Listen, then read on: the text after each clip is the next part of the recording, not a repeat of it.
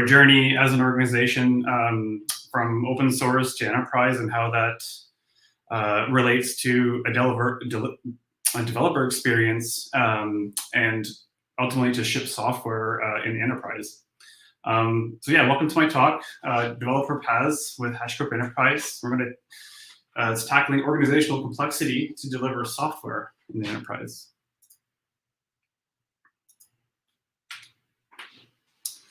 Outline of this talk, we'll do a short journey with the open source versions of the stack. And I'm going to mention a bunch of challenges we had as an organization in terms of tech, but also people organization. And I'm going to go into enterprise-specific features for platform as a service building. And a few of the fun facts I learned that may not be as obvious to folks looking at the enterprise offering. And then I'm going to go into where we are today and do a little bit of a summary.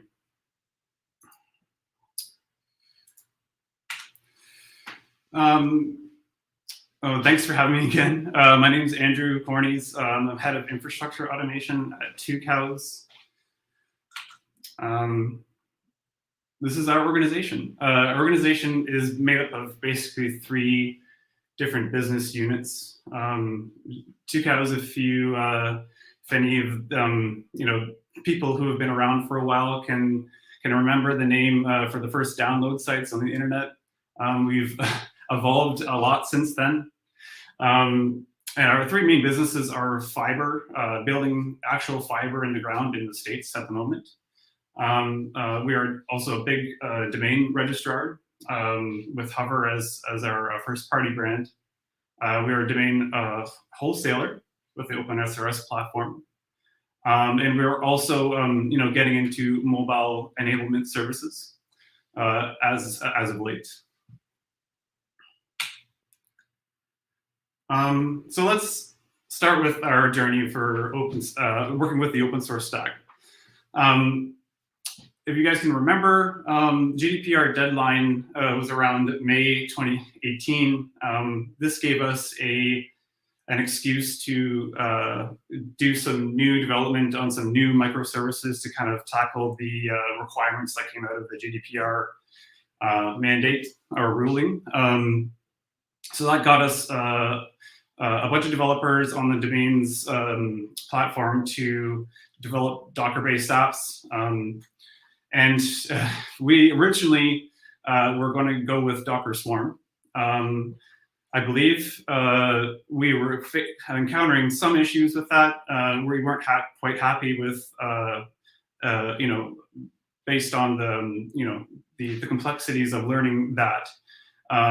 But then we also we just started looking at the HashiStack because we had already used Vault and Consul in a previous context. And so because we were having trouble with Docker Swarm, we naturally chose Nomad. I believe it was 0.8 at the time to do our Docker-based deployments. And so we managed to meet the deadline more or less. And by the end of 2018, we saw Vault, Consul, and Nomad. It demonstrated good value, and it powered a significant portion of the domains business. And so now coming into that new year, 2019, the infrastructure team was hard at work at delivering a private cloud in 2 different regions of the north of the Americas. OpenStack based. This was pretty exciting for us internally as DevOps practitioners to utilize Terraform, because prior to that there was no providers based on the infrastructure platform we were running prior to that.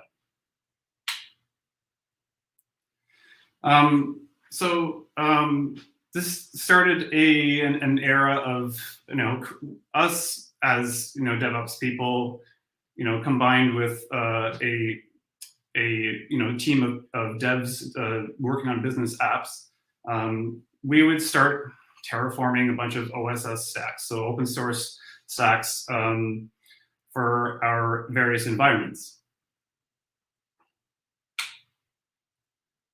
This quickly turned into a lot of stacks. You can see, kind of try to divide those stacks into different projects. This is sort of like these are groupings of different environments and team stacks to just, facilitate the different environment deployments in a pipeline. So you can kind of like, you can see how there's a lot of resources being created here. But, there are advantages. So pros for many open source stacks within our own organization, within our own private cloud, you get full isolation per environment, which is, I think, a good thing in a lot of ways, right? You get dedicated resources for your workloads. So all your VMs aren't, or all your jobs aren't contending with other jobs on the same virtual server or hardware. You have a lot of autonomy in terms of if you've, created a Terraform stack, a Hashi stack, and you are running with that and you're managing multiple environments, you're ultimately responsible. You kind of take ownership over that. And you have that autonomy to run that stack. And we were at the beginning trying to do internal Terraform module reuse based on an OpenStack provider. This was, I think, a good idea in theory. Now, I'll touch on that in a second. And this idea of like day one productivity for folks who would just take this Terraform module and they would run with it and run with it in their environment, in their project network space, and they would be productive on day one. So that kind of leads me to the challenges that we experience, the technical and the organizational ones. Cons. I think some of us, not all of us, but some of us bit off more than we could chew in terms of, okay, now we have a lot of environments, we have a lot of compute and storage resources being taken up. And remember, we are running private cloud, so that is an issue. We don't have infinite scalability. And our Terraform modules, they tended to be error prone. This might have been some execution on our part with using Terraform provisioners, and now we see some of those provisioners coming out of Terraform proper now. And general config management, so where Terraform ended, where did your config management tool begin sort of problems. And there was various levels of knowledge around those workflows. These things require DevOps knowledge, right? They require DevOps knowledge to maintain, and if something goes wrong, and if you don't have that knowledge, what do you do? Which leads me to the outage recovery. We've had instances where you have internal problems with your network, or a compute host goes down, you lose a node.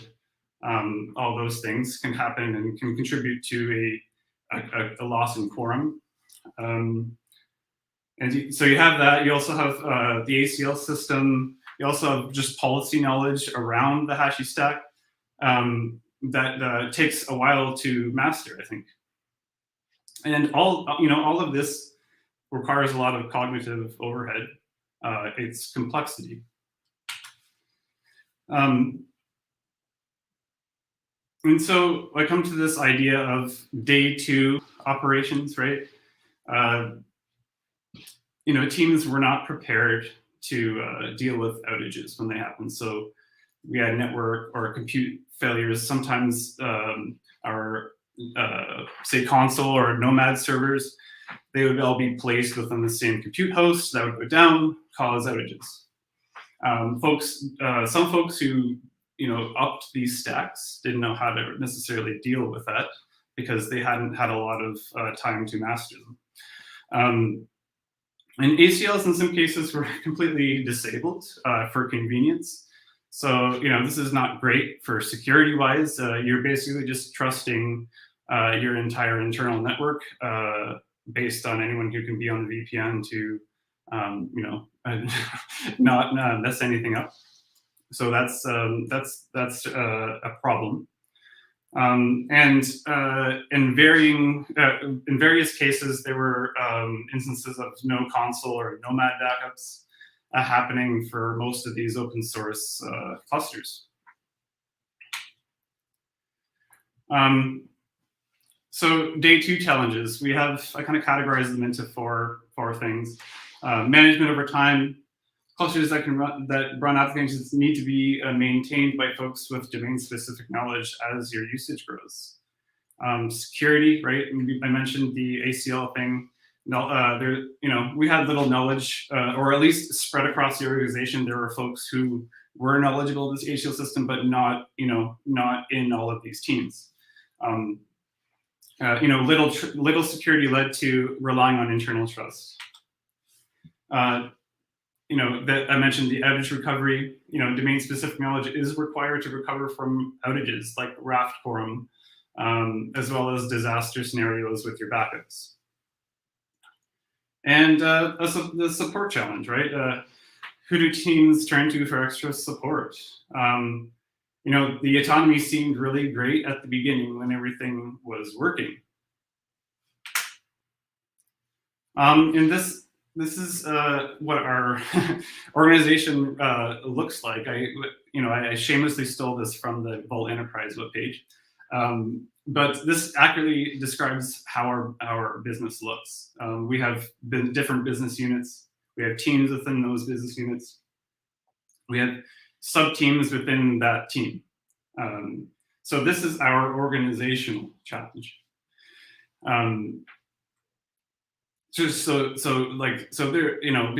So think of this and think about that slide I showed earlier about all those open source stacks being generated. That's a lot of resources and a lot of things to manage. And I'm going to go do a quick, not segue, but quick plug on Team Topologies. We use this framework as a way to organize our engineering teams. I think the basic things you need to take out from this is there are four main team types, 3 different interaction modes, and I'm kind of focusing on that platform team horizontal bar there that supports everything on top. And so, having said that, we at the beginning of I think 2020, we started this initiative to reorganize in this sort of topology, and this brought another organizational challenge. People moved around, and applications and stacks and other and other teams were kind of left, sometimes left without DevOps or Ops people at all, but we still had to maintain things that were running. So some common themes with all of our teams, I think, is secrets management, right? All teams need to deal with secret management, but they don't necessarily have the expertise to manage something like Vault themselves. We talked about so there being some complexities when you use these things over time in outage scenarios. I think everyone needs job scheduling. All teams need to deploy applications, whether they are web services, crons, or microservices. So in our case, I mentioned that we had teams lose DevOps members completely due to our team topology reorganization. So they'd be left with little or no dedicated ops people. And the final theme, I think, here is that regardless of all of this other, all these other challenges, I think everyone really wanted to focus on just writing the business applications, focus on shipping the software rather than the infrastructure to ship software. So, how can the enterprise editions help facilitate a platform team topology? What are the buy-ins, right? Some of the things I think about are, does it do multi-tenancy? Will it reduce that cognitive load overall if we have folks more rely on a platform team? But then there's the whole autonomy and governance trade-off. These things are a lot of the times they're at odds with each other, right? You have folks who are very maybe senior level engineers who want all the autonomy in the world and trust, which can be great, can be really great for velocity. But you also have a governance issue, in that some of these teams may not do all of the things that are required to make a security person happy, or even just overall monitoring of a system may have varying levels of usefulness. So we see this sort of at odds thing between forging your own destiny and kind of working more closely together in a more organized fashion to kind of reduce the cognitive load on the teams that need to ship software. So what are the other buy-ins? Would enterprise editions help solve our open source challenges, like management over time? That one might be more team topology related. We need to create a team to support management of these things over time, so that may not be a specific tech thing. Security, would the enterprise editions help us increase security? Maybe. Outage recovery. Again, that might be something a little bit more around education and the support of a team, and to help with outage recovery scenarios. There's also very specific tech level things that can help in the enterprise world around outage recovery. And support, not just like inter-team support, but also external support. How can we, if we really want to invest in HashiCorp tech, can we get outside help? We can't do that necessarily with the open source versions, right? We rely on the goodwill of maintainers, and you can have varying degrees of success with responses and whatnot. So, and that might not be good enough for your organization. And last but not least, multi-region. This is, in my experience, this is not really a thing that's thought about right from the beginning in terms of application design. But this is very much a thing that we're trying to make easier within our tech organization. Which leads me to Vault. Let's talk about the very specific things now Vault has helped us to do. Vault Enterprise, just to clarify. How has Vault Enterprise helped us kind of touch on those points? I think we heard a previous speaker talk about Vault Enterprise namespaces, right? I like to call our platform a Vault first platform, which starts with the Vault namespace. This is sort of the first thing that people see or do as a human logging into a system.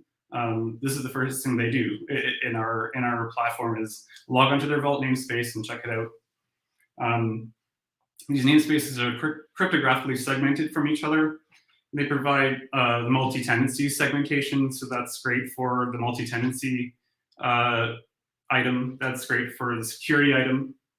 But it's also great for the autonomy piece because namespaces have all their own secret backends, their own policy management, their own auth backends. It's a vault within a vault.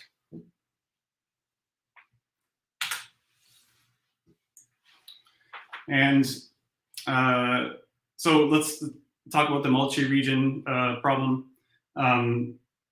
You can only find this in Vault Enterprise replication between sites. This is a really nice experience, or a consistent user experience for folks having to work in multiple regions. You seed your secrets once, and they appear on the other side. There is a primary and a secondary. There's performance replication, and there's disaster recovery replication. Which leads me to my first fun fact about Vault. So which is not overly obvious when you are looking at Vault Enterprise, namespaces can have their own namespaces.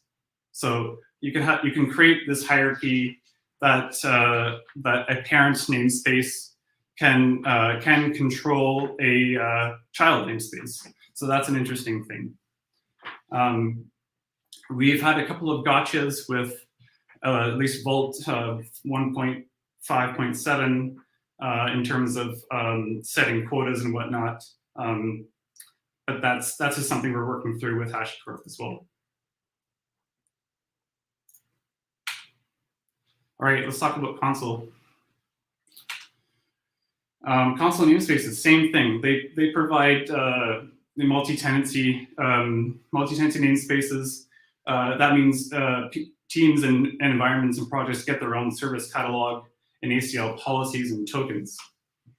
And those tokens are bound to register in that namespace only. And we have Consul Enterprise in terms of the namespace and ACL consistency. We really want that. Those namespaces are a logical grouping that goes beyond our data centers. So it's like it's that concept of a project or a logical grouping that can work in multiple regions. WAN federation replication makes that a really great user experience again for that problem of working with multi-region. Which leads me to my second fun fact about Consul Enterprise, not overly obvious, but Consul Enterprise namespaces, they require a parent policy to work, defined in the default namespace of your Consul server cluster. And also, it's also not overly obvious, or at least to me it was not, Consul network segmentation works differently than Consul namespaces. They are two things that kind of tackle a similar problem in terms of segmenting workloads, but one is configured much differently than the other thing. So keep that in mind. Keep that in mind when you're creating your namespaces and you're working with your different Consul gossip pools. And last but not least, Nomad. Namespaces and quotas. Again, that namespace thing is really, really useful for us in enterprise, multi-tenant platform. Namespaces and quotas allow for multi-tenancy and governance across the shared cluster of machines. Further segmentation and scale can be achieved through dedicated clients, metadata, and Sentinel. And I want to go into that a little bit. Sentinel in action. Now, this is not a Sentinel policy.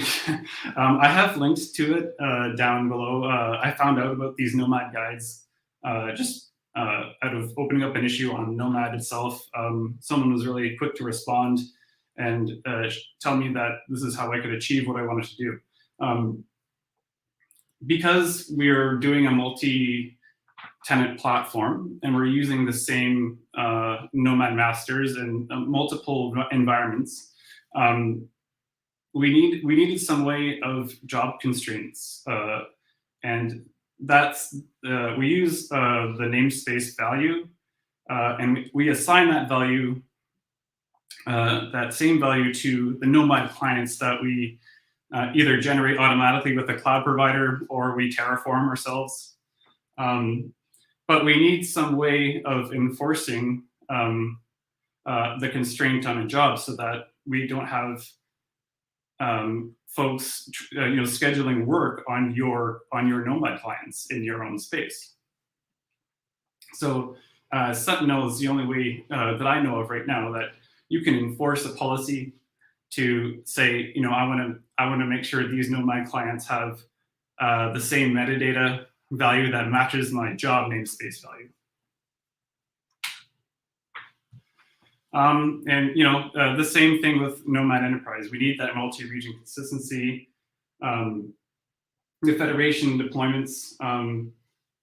This makes deploying a job using the multi-region or the region stanza super simple, and that's a great win for cognitive load. And with the replication, you get shared policies, and global tokens can be used across data centers. And this fun fact deserves a slide, just to illustrate. With Nomad Enterprise, everyone, I think people who are used to Nomad by now knows about the vault stanza. You can specify a namespace, a vault's namespace to match your Nomad namespace with Nomad Enterprise only. So that's a pretty big win in terms of the integration between the two things. All right, that leaves me with where are we today? Like, how did we implement this internally? We have two modes. Developers and DevOps people can use to interact with our HashiCorp Enterprise clusters. One mode is just submit a job and don't worry about the Nomad clients. This means that we can have a shared pool of Nomad clients. They can still manage all their jobs within their own namespaces. So when you get a shared pool of resources, it doesn't mean that you actually share a job namespace logical grouping. So that's a nice win, so that you can have a namespace that utilizes the shared cluster, or mixed with a namespace that also schedules work on dedicated clients. And we found this was useful for like these use cases, teams that have limited or no DevOps resources dedicated to a project, really simple services that people just wanted to throw at a scheduler and run, ephemeral services, anything that doesn't require storage or anything like that, and something that has already the ingress into the cluster kind of already set up for you, so you can reach the service that you've launched on that shared cluster through an ingress or load balancing convention that we've set up internally. Pros with this method are, you manage a job HCL only. There's no infrastructure. You get managed upgrades with this. So our team manages this, the upgrade of this cluster, and you don't never really have to worry about it. I guess the trade-offs are teams do not have control over these Nomad clients. So basically, whatever drivers are available on that shared pool, you need to work with. And we don't recommend running any jobs with persistent storage in this mode, just because it's a shared mode that, workloads that require storage require a little bit more configuration and a little more thought up front. And we have the second mode, which is our self-hosted mode. Self-hosted mode, I was just kind of describing earlier with that Sentinel policy and that Sentinel constraint that we set in place, where you can Terraform your own or create your own Nomad clients however you want, attach them to the centralized scheduler, and run your jobs on those dedicated clients. Use cases. Teams that have their own dedicated DevOps members. Projects that require a higher degree of service isolation use this mode. Project and team require their own Consul KV catalog, and that was one of the things I forgot to mention in the previous slide. In that managed mode, you have kind of one shared catalog in Consul. So in this mode, you get your own catalog. You get complete management of your Nomad clients connected to the Nomad servers. You get your own namespace for Consul namespace for your own service catalog. You get to manage your own storage plugins. If that's a new thing that's come up for Nomad. That's pretty exciting stuff. You can use CSI storage plugins or use your host volume configuration. But this mode requires that you do your own kind of ingress load balancing into that cluster of machines. Requires DevOps knowledge and separate cloud management for that. So what we really wanted to do for this developer platform as a service is what is the quickest way to Nomad? Nomad jobs are the right amount of cognitive load for developers who also have to deal with business apps. Our new platform team topology manages the rest of the enterprise stack. So that burden is on the platform team and not everyone who needs to ship software. We're doing some experiments internally. An internal tool being developed called Mortar to kind of see what it feels like to have some more self-service around namespace generation, stack generation, and then the quickest way to Nomad, right? The quickest way to Nomad and those dedicated clients. And I'm really excited about the Nomad Pack announcement that happened with the latest version of Nomad, and definitely going to take a look at that. So in summary, I'm just keeping an eye on the time here. I think we've really tackled a lot of these problems or these challenges with the enterprise investment, and we've really seen it work over the past year. More and more teams are getting onboarded with our internal tooling, and yeah, I'm excited to see this thing grow. Thanks very much.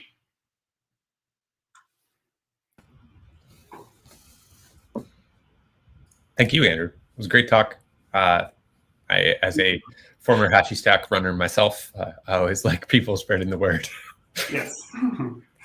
Awesome. All right. Take care. Thanks again for hosting. Yeah, thank you so much for joining us today. And our next speaker comes